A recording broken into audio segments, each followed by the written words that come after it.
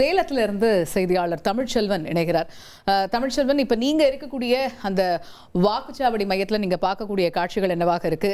இங்க சென்னை உள்ளிட்ட பல்வேறு பகுதிகளில் நம்ம பார்க்குறோம், சரியா 6 மணிக்கு அந்த வாக்குச்சாவடி மையங்களுடைய அந்த கேட்ஸ் க்ளோஸ்ட் அப்படிங்கிற ஒரு விஷயம் இருக்கு. அஃபிஷியலாக நிறைவு பெற்றுருச்சு தமிழ்நாட்டிலங்கிறத பார்க்குறோம். சேலத்தில் நீங்கள் இருக்கக்கூடிய வாக்குச்சாவடி மையத்துடைய நிலவரம் என்ன?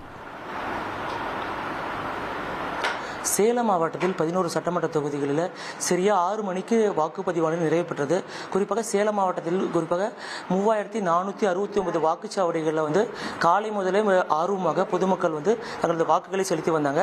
குறிப்பாக 174 வாக்குச்சாவடி மையங்கள் பதற்றமாக கண்டறியப்பட்டு அந்த 174 வாக்குச்சாவடி மையங்களும் கூடுதல் காவல்துறை பாதுகாப்பு மற்றும் துணை ராணுவ படையினர் பணியில் ஈடுபட்டிருந்தாங்க.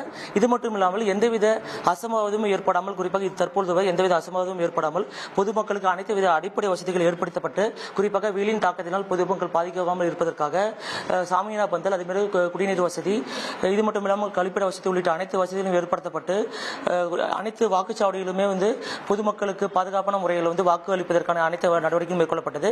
சரியாக 6 மணி அளவில் சேலம் மாவட்டத்தில் உள்ள 11 சட்டமன்ற தொகுதிக்கு உட்பட்ட 3469 வாக்குச்சாவடிகளிலும் 6 மணிக்கு சரியாக கதவுகள் மூடப்பட்டது.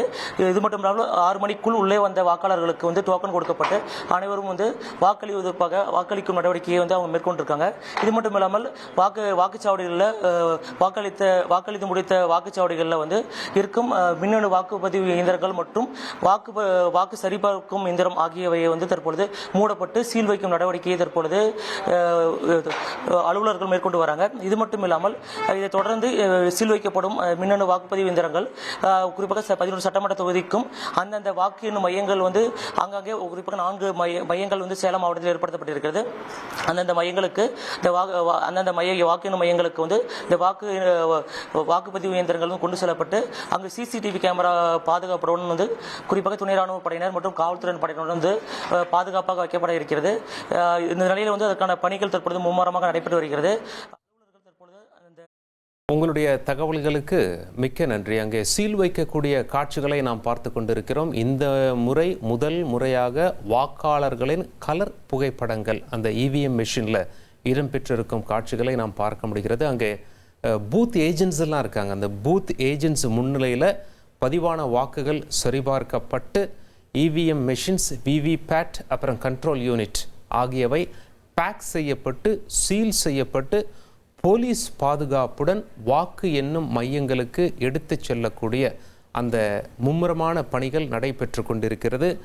விவிஐபிக்கள் வாக்களித்த காட்சிகளையும் நாம் தற்பொழுது பார்த்து கொண்டிருக்கிறோம்.